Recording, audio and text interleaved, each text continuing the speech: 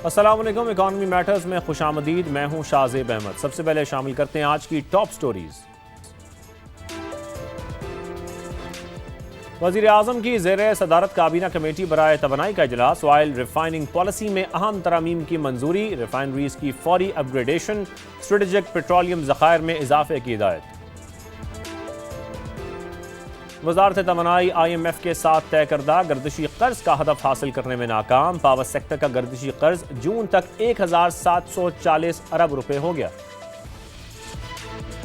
और state bank के पास 9 अरब dollar मालियत का सोना मौजूद। ज़र मुबादला ज़खायर में इन ज़खायर को शामिल नहीं किया जाता। पाकिस्तान दीगर सेंट्रल बैंक्स की तरह सोना नहीं खरीदता, सिर्फ सिक्योरिटी इदारों की कार्रवाई में जब्त सोना खरीदा जाता है। गवर्नर जमील अहमद की गुफ्तगू। गैर मुल्की करेंसीज का इंटरबैंक में डॉलर की कदर को देखा जाए तो रोज की तरह आज भी 1 पैसे की कमी हुई है, जिसके बाद कीमत 277 रुपये 85 पैसे हो गई है। यूरो को देखें तो ये भी आज 75 पैसे सस्ता हुआ। बरतानवी पाउंड की कदर में 94 पैसे की कमी हुई, जिसके बाद इसकी कीमत 369 रुपये 57 पैसे हो गई है। गोल्ड मार्केट को देखते हैं। मुल्क में सोने की कीमत में एक रोज के बाद फिर कमी हुई। फी तोला 4300 रुपये सस्ता हुआ। कीमत 4,27,436 रुपये हो गई है। 10 ग्राम सोने के रेट्स में 3,687 रुपये कमी हुई। इंटरनेशनल मार्केट को देखा जाए तो $43 फी औंस सस्ता हुआ, जिसके बाद कीमत $4,050 पर आ गई है। आज के प्रोग्राम के मौजू की तरफ आते हैं। आज सबसे पहले जिक्र करेंगे पेट्रोलियम कीमतों का। पाकिस्तान की सिफारती कोशिशों से अमेरिका और ईरान ने फिर एक दूसरे पर हमले बंद कर दिए हैं। अभी आबने हुर्मुज़ को तो नहीं खोला गया, लेकिन बातचीत दोबारा शुरू होने के बाद हम समंदरी रास्ते के खुलने का इम्कान है। दूसरी जानिब आबने हुर्मुज़ की बंदिश के बायस पाकिस्तान जिस रूट बाबुल मंदब पर इन्हिसार कर रहा था, वहां पर यमन के हौजियों की सऊदी अरब की बहरी नाकाबंदी के बायस जहाज़ों की आमदोरफ्त मुतासर हो रही थी। वफाकी वज़ीर पेट्रोलियम अली परवेज मलिक ने जब गुफ्तगू की तो उनके मुताबिक पाकिस्तान के बाबुल मंदब में फंसे जहाज़ अब निकल आए हैं, जो चंद रोज में पाकिस्तान पहुंच जाएंगे, जिसके बाद फ्यूल शॉर्टेज का खतरा भी टल जाएगा। अब बात करते हैं पेट्रोलियम कीमतों के यौमिया तायुन का, जिसके तहत पेट्रोल सिर्फ एक रुपया सस्ता किया गया है, जबकि डीजल की कीमत में 3 रुपये 37 पैसे फी लीटर इजाफा कर दिया गया है। अगर हम इंटरनेशनल मार्केट को देखें तो जुमे के रोज से ही क्रूड ऑयल की कीमतों में कमी का सिलसिला जारी है। आज भी 2.5% तक कमी हुई। गुज़श्ता रोज तो 9% तक गिरावट देखी गई। फेदाद शुमार को देखा जाए तो ब्रेंट क्रूड जो गुज़श्ता हफ्ते $100 पर पहुंच चुका था, अब $86 फी बैरल पर आ चुका है। अमरीकी WTI की भी बात करेंगे, ये भी अगर देखा जाए तो $92 से अब $80 फी बैरल पर आ चुका है। अवामी हलकों की जानिब से यह सवाल उठाया जा रहा है कि जब कीमत बढ़ाना हो तो सिंगापुर प्लैट्स में यौमिया कीमतों को लेकर इजाफा किया जाता है, और जब कम करने की बारी आए तो हुकूमत ने एक हफ्ते की एवरेज प्राइस का जवाब पेश कर दिया। सवाल यह कि पैदा होता है कि अगर एक हफ्ते की एवरेज प्राइस ही लेनी है तो फिर कीमतों के यौमिया तायन का फार्मूला क्यों अपनाया गया। दूसरी जानिब वज़ीर आज़म शहबाज शरीफ की ज़ेर सदारत काबीना कमेटी बराए तवानाई का इजलास हुआ और ऑयल रिफाइनिंग पॉलिसी में अहम तरामीम की मंजूरी दी गई है। वज़ीर आज़म ने रिफाइनरीज की फौरी अपग्रेडेशन और पेट्रोलियम मसनूआत के स्ट्रेटेजिक ज़खायर बढ़ाने की भी हिदायत की है। ब्राउन फील्ड रिफाइनरीज में सरमायाकारी के फ़रोग के लिए कतर, फिर सऊदी अरब और दीगर खलीजी ममालिक में रोड शोज मुनक्किद करने की भी हिदायत दी है। इस पर आज हमने बात करनी है। तफसीलन हमारे साथ मौजूद हैं माहिर मुआशियात फारूक सलीम साहब और chairman petrol pump owners association Ayub Khan साहब, क्योंकि पेट्रोल पंप की जानिब से हड़ताल भी की गई थी, उसके बाद क्या मुज़ाकरात हुए, क्या बात हुई, इस पर भी आज हम बात करेंगे। फारूक साहब, सबसे पहले मैं आपकी जानिब आऊँगा।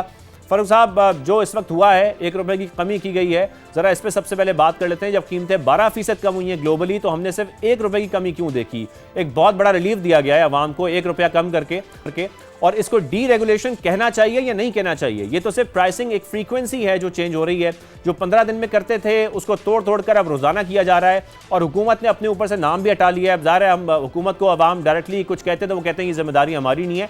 कैसे देख रहे हैं आप इस प्राइसिंग फार्मूले को? जी, मामला को बड़ा पेचीदा बना के पेश किया जाता है।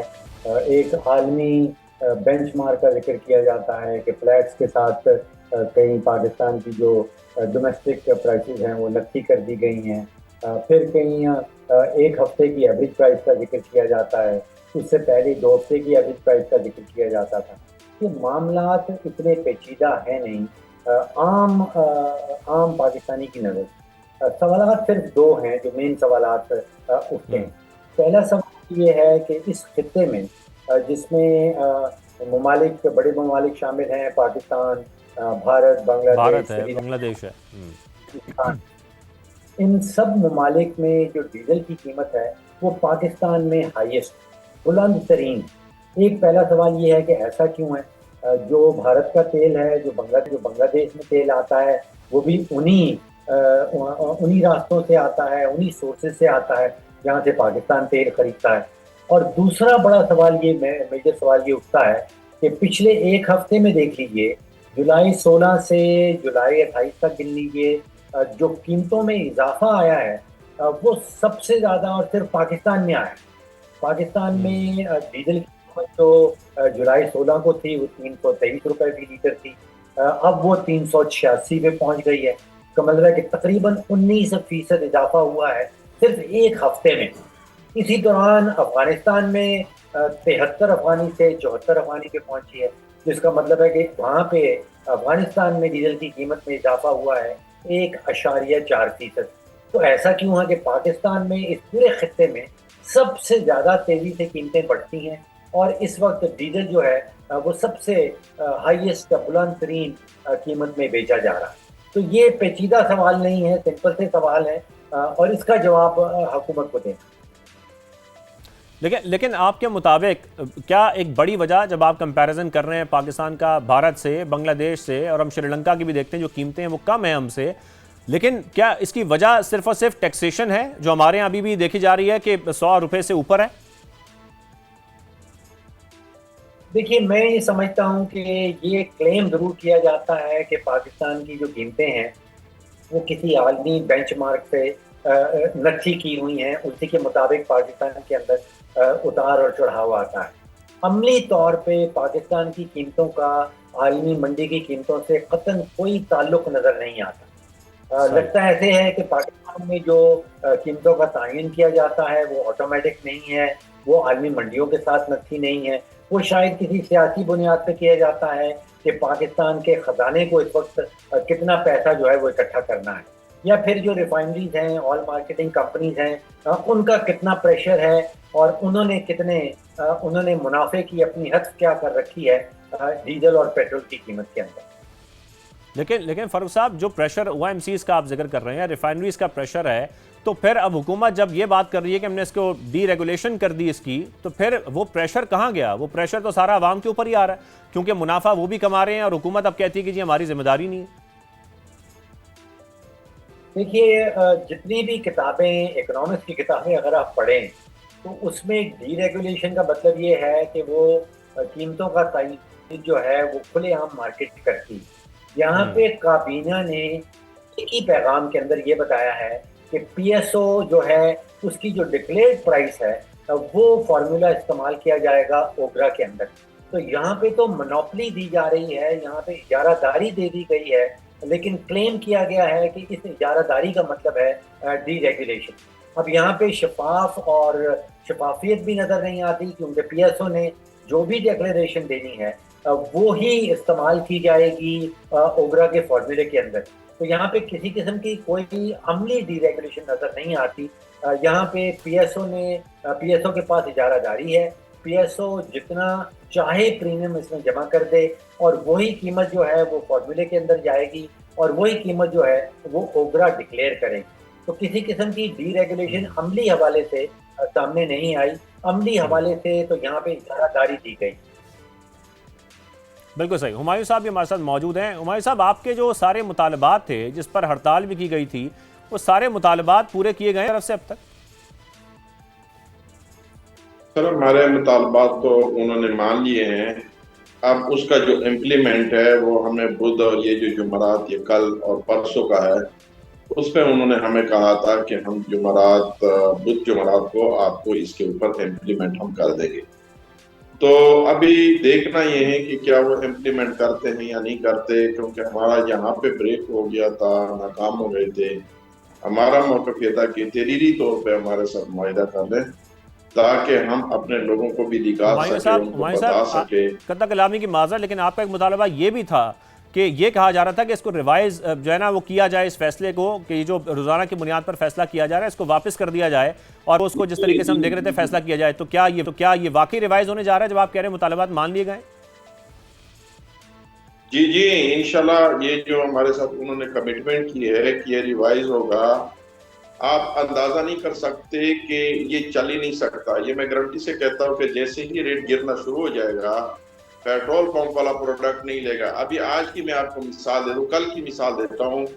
प्रोडक्ट की पहले अफवादी के प्रोडक्ट नीचे जा रहा है, ठीक है।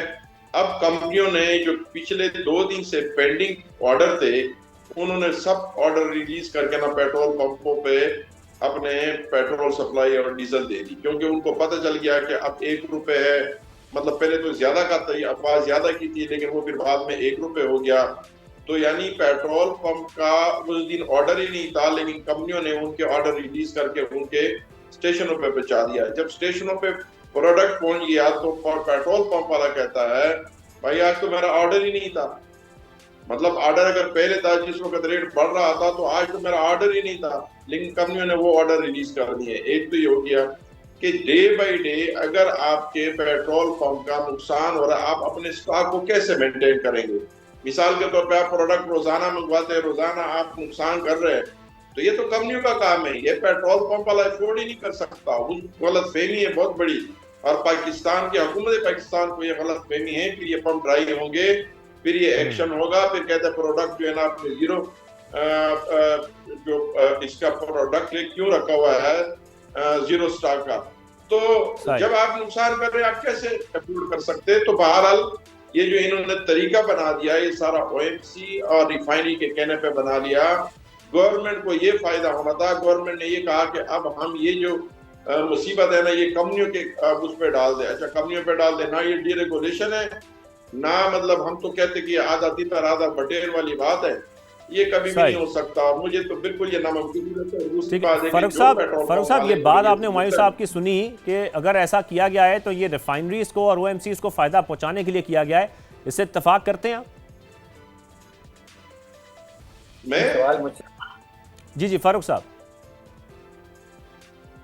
देखिए, जो पेट्रोल पंप मालिकान की एसोसिएशन है, जो बाकी इंटरमीडिएट है इसके अंदर, वो अपने माली मुफाद के लिए इस सारे खेल में शामिल है। उनको नज़र आ रहा है कि इस सारे खेल के दौरान जो ऑयल कंपनीज हैं, जो रिफाइनरीज हैं, उनके मुनाफों में 100% इजाफा आ गया है। वो ये भी देख रहे हैं कि हुकूमत ने जो है वो अपनी तिजोरियाँ भी भर ली हैं। उसने जो हद रखा था पेट्रोलियम लेवी की मद में 1.4 खरब रुपए का, वो हद से ज़्यादा उन्होंने इकट्ठा कर लिया है। तो यहाँ पे उनका तो एक वेस्टेड इंटरेस्ट है। वो चाहते हैं कि अगर रिफाइनरीज ने, ऑयल मार्केटिंग कंपनीज ने, हुकूमत ने अपनी तिजोरियाँ भरी हैं, तो हमें भी मौका दिया जाए कि हम भी अपनी तिजोरियाँ भर सकें। तो उनका हड़ताल करने का जो है वो एक माली मुफाद है, और मैं समझता हूँ कि जब वो माली मुफाद के करीब पहुँच जाएंगे तो फिर वो हड़ताल खत्म करेंगे। सही। हुमायूं साहब, आप इस पर कमेंट करेंगे? जी बिल्कुल गलत बात करते हैं। माली मुफाद जो बंदा, माली मुफाद भी बता दें कि माली मुफाद हमें कहाँ पे है। अच्छा देखो, आप एक बिजनेस कर रहे हैं, आपका बिजनेस का जो आपका मॉडल है, अब वो पाकिस्तान के कानून के मुताबिक गलत है। आपने यूरोप का फार्मूला यहाँ पे इम्प्लीमेंट कर दिया। पहले ये बता दो कि इसमें हमारा माली मुफाद क्या है, मतलब डे बाई डे में हमारा क्या है, और हम जो 15 दिन या महीने की बात कर रहे हैं। देखो ना, ये होना तो फिर ये चाहिए कि डे बाई डे में हमें फायदा है, तो फिर हम इसका रिएक्शन क्यों करते हैं? पहले उसके ये हमें ये भी बता देना कि हमारा जो ये इकोनॉमिक्स का जो है ना एक्सपर्ट बैठा हुआ है, ये भी बता दें कि एक पेट्रोल पंप की इस वक्त पाकिस्तान में कितनी सेल होनी चाहिए, और फिर उसका कमीशन कितना होना चाहिए, और वो कैसे सर्वाइव कर सकता है, क्योंकि ज्यादा एक्सपर्ट है। हमारा 8 साढ़े 8 रुपए का कमीशन है, 8 साढ़े 8 रुपए। लेकिन हुमायूं साहब, एग्जिस्टिंग स्टॉक के ऊपर अगर कीमतें बढ़ती हैं तो उसमें माली फायदा नहीं होता आप लोगों को? सर, आप यही तो बात है ना सर, जो आपको समझ नहीं आती। एग्जिस्टिंग जो स्टॉक होता है उस पर आपकी ये बात सही है कि वो पैसा मुनाफा तो बढ़ता है, लेकिन वो आपके पास स्टॉक मौजूद होगा तो होगा, क्योंकि हम तो कंपनी के अंडर काम कर रहे हैं। कंपनी उस वक्त आपको स्टॉक ही नहीं देता, कंट्रोल तो उनके पास है, इंपोर्ट उनके पास है, फैसले उनके पास है, चाबी उनके पास, सब कुछ उनके पास। हमारे पास तो कुछ भी नहीं होता। हमारे पास कैसे है आप बताएं ना? हमारे पास जब कंपनी हमें स्टॉक नहीं देगा, कंपनी हमें प्रोडक्ट नहीं देगा, तो आप बताएं ना हमारे पास कैसे स्टॉक आएगा? फारूक साहब, इस मसले का हल हुकूमत किस तरीके से निकाल सकती है? अगर हम इसको ओवरऑल देखें, ज़ाहिर है इल्ज़ामात एक दूसरे पर लगाए जाते हैं, वो कहते हैं वो माली फ़वाइद हासिल कर रहे हैं, वो कहते हैं वो माली फ़वाइद हासिल कर रहे हैं। सप्लाई आने पर कीमतों का तयन होना चाहिए या इसको ऐसी रोज़ाना की बुनियाद पर ही करना चाहिए? इसका एक हल क्या सामने आ सकता है जो हुकूमत निकाल सकती है? देखिए, पहली बात तो ये है कि ये रोज़ाना की बुनियाद के ऊपर जो कीमतों का तयन किया जा रहा है, ये मैं समझ नहीं पा रहा हूँ, इज़ बियॉन्ड माई कॉम्प्रिहेंशन। क्या टैक्सी ड्राइवर जो है वो रोज़ाना सुबह पहले पेट्रोल की कीमत चेक करेगा और उसके बाद अपना एक नए किराए का तयन करेगा? हम देखते हैं कि ये स्कूल की वैन है जो बच्चों को स्कूल छोड़ने जाती हैं, ड्रॉप करती हैं, वो महीने के कॉन्ट्रैक्ट में चलती हैं। क्या वो रोज़ाना की बुनियाद पे स्कूल वैन वाले पहले पेट्रोल की कीमत देखेंगे और फिर वालिदैन से आके रोज़ाना की बुनियाद पे एक नेगोशिएशन का प्रोसेस चलेगा? फैमिली बजट्स जो हैं दुनिया भर में हम देखते हैं कि वो महीने के भर पे बनाए जाते हैं, पहली की पहली तनख्वाह मिलती है। अब औसतन आमदन जो पाकिस्तान की है, उसमें से तकरीबन 15 से 20% जो खर्चा है वो पेट्रोल और डीजल की मद में निकल जाता है। तो यहाँ पे अगर पेट्रोल और डीजल की कीमत रोज़ाना की बुनियाद पे तब्दील होगी, तो क्या जो हमारी फैमिलीज हैं पाकिस्तान के अंदर, वो रोज़ाना की बुनियाद पे एक नया बजट बनाएंगी? फिर इंतज़ामी तौर पे देखिए कि तकरीबन 85% तेल पाकिस्तान जो है वो इंपोर्ट करता है। बंदरगाह पे आता है, वहाँ से रिफाइनरीज में जाता है, रिफाइनरी से टैंकर्स के अंदर लोड होता है, फिर उस टैंकर ने खैबर पख्तूनख्वा पहुँचना है, उसने गिलगित बल्तिस्तान पहुँचना है, उसने कोयटा पहुँचना है। और वो जिस दिन निकला था उस दिन कोई और कीमत होगी, सफ़र के दौरान कुछ और कीमत होगी, जब वो मंजिल पे पहुँचेगा तो कुछ और कीमत होगी। तो ये इस बियॉन्ड मी, मैं नहीं समझ पा रहा हूँ कि ये अमली तौर पे कैसे चलेगा। ठीक है, एक तो आपके क्या सजेशंस हैं? सेकेंडली, वज़ीर आज़म शहबाज शरीफ ने जो मुल्क के स्ट्रेटेजिक पेट्रोलियम रिजर्व्स हैं वो बढ़ाने की बात भी की है। आपको नहीं लगता कि उससे भी ज़्यादा फ़ायदा तो होगा, लेकिन एक हुकूमत का जो एक हम कह सकते हैं कि जो बड़ी रकम है ज़खायर की, वो लॉक हो जाएगी उसके अंदर, और ज़ाहिर है फिर हमारी इंपोर्ट्स हमें ज़्यादा करनी पड़ेंगी, उस पर अपना हमारा जो इस वक्त एक्सचेंज है वो भी खर्च करना पड़ेगा। देखिए, जो सोल्यूशन है वो ये है कि जो पेट्रोल और डीजल की कीमत का तयन है उसको सियासत से दूर कर दिया जाए, एक ऑटोमेटिक प्रोसेस कर दिया जाए, उसको नथी कर दिया जाए किसी आदमी बेंचमार्क के साथ या आपकी कॉस्ट पे बेसिस के साथ। अब आप सोचिए कि डीजल तकरीबन 60% डीजल जो मुल्क की रिक्वायरमेंट है वो पाकिस्तान के अंदर हम खुद से बना रहे हैं, लेकिन उनको जो कीमत का नक्की किया जाता है वो इंटरनेशनल मार्केट के साथ कर दिया जाता है। उसमें पीएसओ जो भी प्रीमियम और जो भी अपने इंसिडेंटल अखराजात डालती है, उसको काबीना ने रिसेक्ट कर दिया कि उसके ऊपर कोई सवाल नहीं उठाया जा सकता। वहाँ पे एक इजारादारी दे दी गई है पीएसओ को।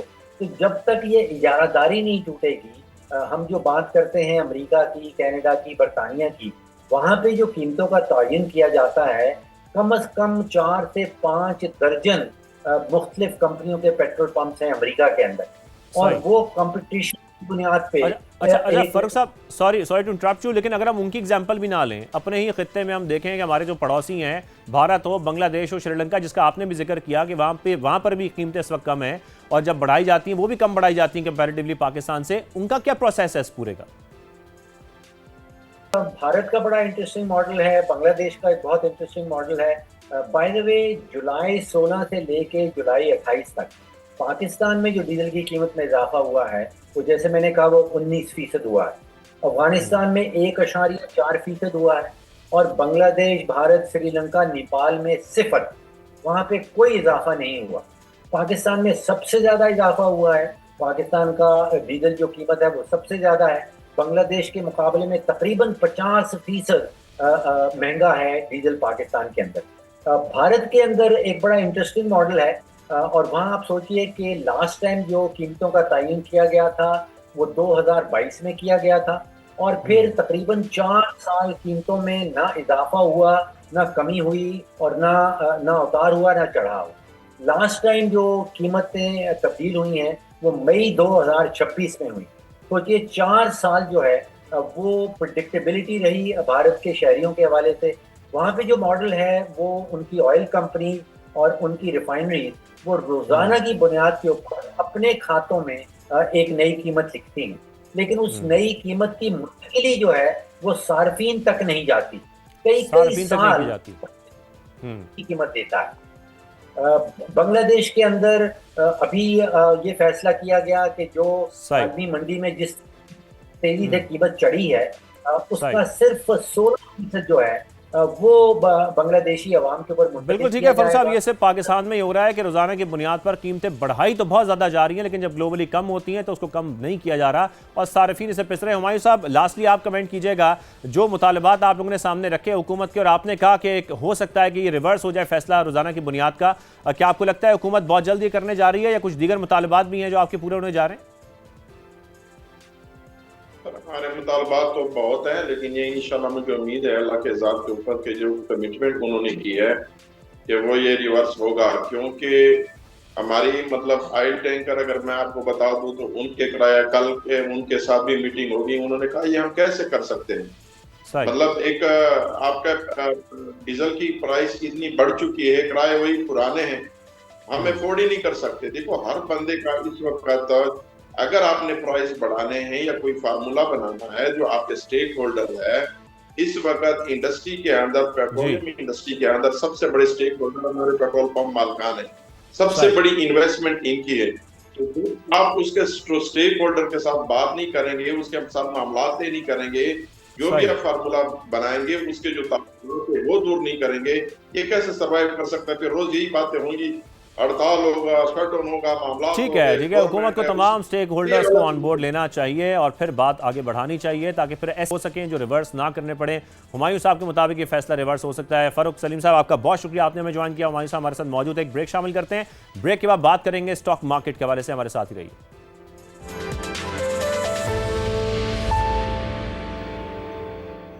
Welcome back. अब बात करेंगे स्टॉक मार्केट की, जहां आज मिला जुला रुझान है, लेकिन अमेरिका ईरान के एक दूसरे पर हमले रोकने के बाद गुज़श्ता रोज स्टॉक मार्केट में ज़बरदस्त तेज़ी देखी गई। 7,241 पॉइंट्स का बड़ा इजाफा हुआ। कई कंपनियों के शेयर्स को अपलॉक लग गया और oil and gas, banking sector में नुमाया तेज़ी भी रही।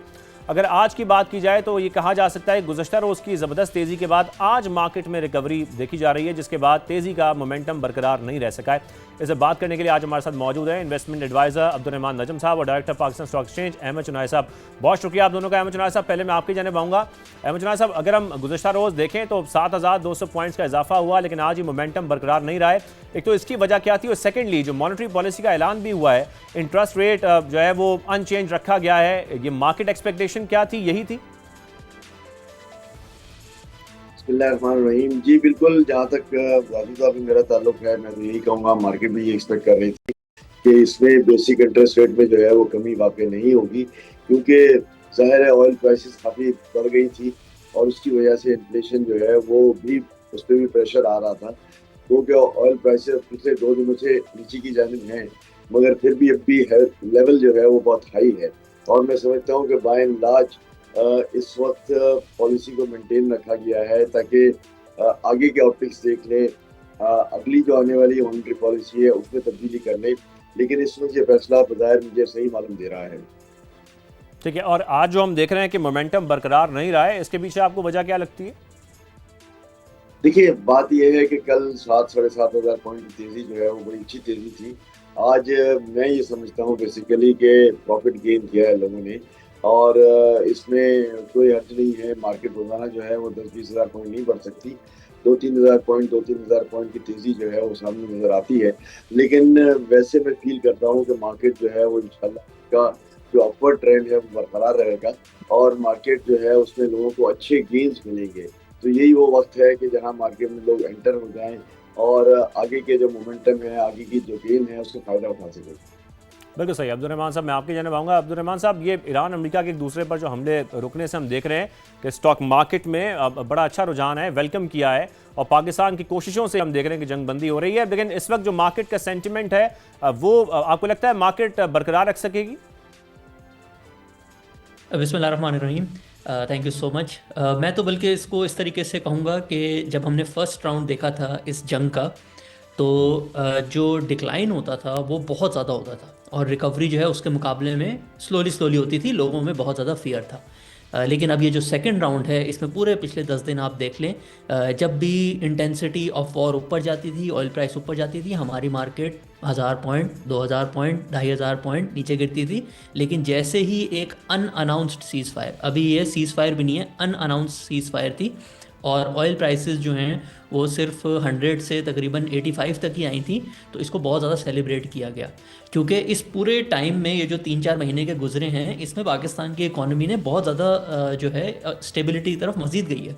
हमारे रिजर्व उस वक्त कोई 14-15 बिलियन डॉलर के थे, और अनसर्टनटी थी कि हमें यूएई को रीपेमेंट करनी पड़ेगी, उसके साथ जो हमारा इंपोर्ट बिल बढ़ना था। बट आज हम देखें तो हम 17-18 बिलियन डॉलर के रिजर्व पे खड़े हैं। स्टेट बैंक के गवर्नर ने कल बताया है कि दिसंबर तक हम 20 बिलियन डॉलर पे होंगे। तो पाकिस्तान में वैसे बहुत ज़्यादा अनसर्टनटीज़ होती हैं, लेकिन जब पाकिस्तान का रिजर्व लेवल अच्छा होता है तो बिजनेसेस को सबसे ज़्यादा सर्टनटी इससे मिलती है कि डीवैल्यूएशन के चांसेस बहुत कम है। इस वजह से मार्केट ने बहुत बेहतर बिहेव किया है इस दफ़ा। सही। और अब्दुर्रहमान साहब, ये S&P की जानिब से जो पाकिस्तान की क्रेडिट रेटिंग है इसमें बेहतरी हुई है, ये इसका पाकिस्तान स्टॉक एक्सचेंज पर क्या असर पड़ेगा? आई थिंक -B से B कर दी गई है।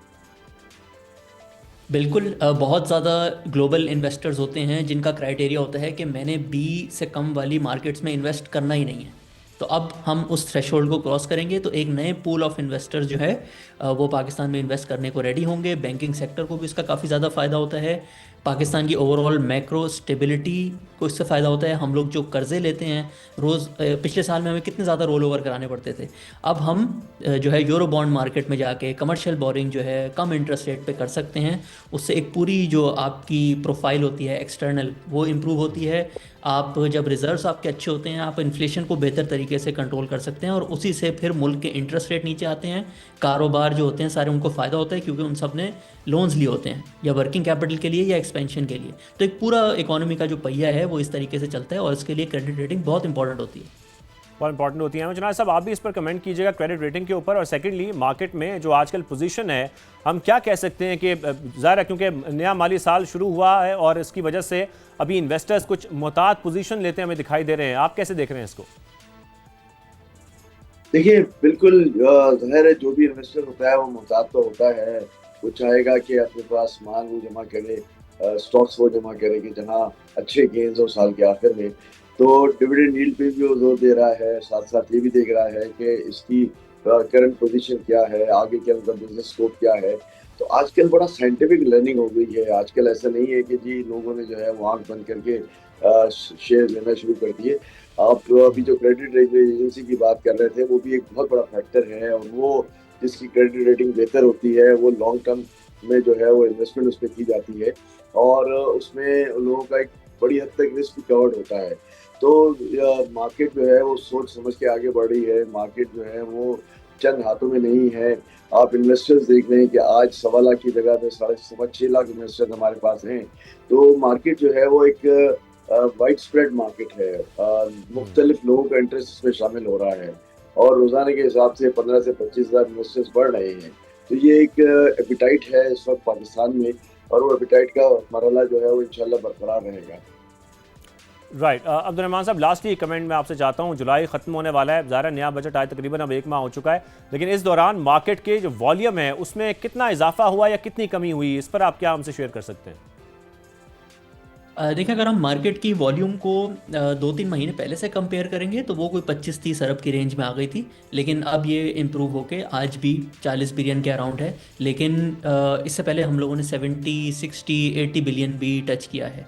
तो मार्केट की वॉल्यूम में सबसे ज़्यादा इम्पॉर्टेंट चीज़ ये होती है कि अगर वॉल्यूम ज़्यादा होगी तो लोगों का कॉन्फिडेंस बढ़ेगा कि मैं जब चाहूँ जो है इन्वेस्ट भी कर सकता हूँ, और मैं जब चाहूँ निकाल भी सकता हूँ। तो इससे भी फिर जो है जब वॉल्यूम ज़्यादा होती है तो और ज़्यादा लोग जो है स्टॉक एक्सचेंज के अंदर जो कंपनीज होती हैं उसके अंदर इन्वेस्टमेंट करने में सेफ फील करते हैं कि हम स्टक नहीं हो जाएंगे। तो वॉल्यूम इंप्रूव हो रही है, बट अभी और गुंजाइश भी है। अभी और गुंजाइश भी है। बहुत शुक्रिया। हमारे साथ इन्वेस्टमेंट एडवाइजर अब्दुर्रहमान नजम साहब मौजूद थे। स्टॉक एक्सचेंज अहमद चुनाय साहब, आपने हमें ज्वाइन किया, स्टॉक मार्केट के हवाले से गुफ्तगू हुई। आप दोनों का बेहद शुक्रिया। शो का वक्त खत्म होता है, इजाज़त दीजिए, अल्लाह हाफ़िज़।